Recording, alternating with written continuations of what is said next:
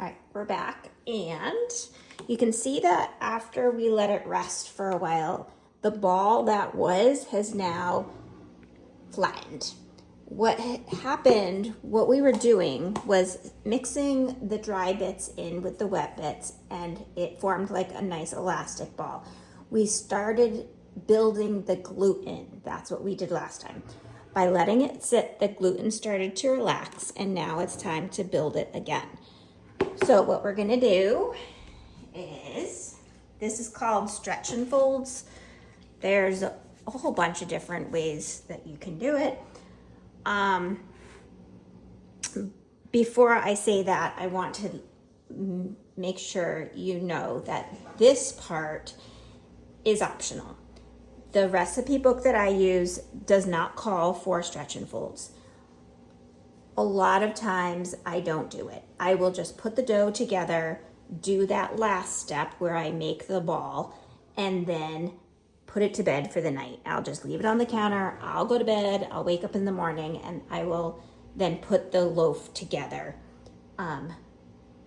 But I wanted to show this to you because sometimes if you're adding stuff in to the dough, you want to make a chocolate chip loaf, or you want to put some craisins in there or something.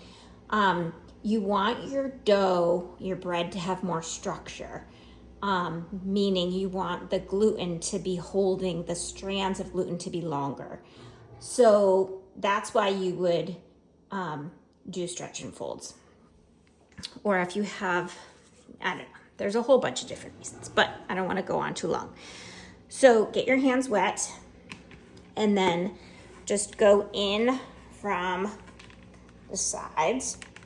This is really too tall for me, so you just kind of pick it up and then fold it onto itself. That's one way. And you just keep doing that. The way that I just like to do it is I just pull one side up and then lay it on top of itself.